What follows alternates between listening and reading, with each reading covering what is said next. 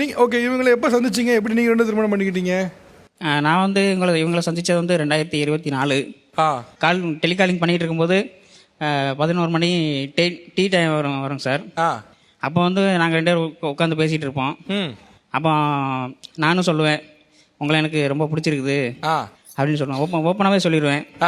நீங்க சொன்னோட நீங்க எப்படி ரியாக்ட் பண்ணீங்க? நீங்க என்ன சொன்னீங்க? நான் ஃபர்ஸ்ட் மேரேஜ்க்கே ஒத்துக்கலைங்க சார். ஏன் வேணாம்? எனக்கு இந்த மேரேஜ்ல இன்ட்ரெஸ்டே இல்லாம இருந்துச்சுங்க சார். நம்ம போய் என்னத்த, நமக்கே கண்ணு தெரியல, நம்ம போய் என்னத்த போய் மேரேஜ் பண்ணிட்டு எப்படி வாழ போறோம், எப்படி இருக்க போறோம்ட்டு எனக்கு ஒரு எண்ணம் இருந்துச்சுங்க சார். அதுக்கப்புறம் அப்பாவா பார்த்து முறிச்சு வச்சு, நீ ஒரு ஔவையார் பாட்டி மாதிரி இருக்கணும்னு நினைக்கிறியா, நீ பண்ணிக்கிட்டீங்கன்னா உனக்கு தான் நல்லது அப்படின்னு சொல்லி அப்பா பேசி எங்களை முடிச்சு வச்சாங்க சார். நீங்க ஏன் ஃபீல் பண்றீங்க? நல்லா படிச்சிருக்கீங்க, நீங்க பாடம் நடத்துறீங்க, நீங்க நம்ம ஏன் கல்யாணம் பண்ணி ஏன் ஃபீல் பண்றீங்க?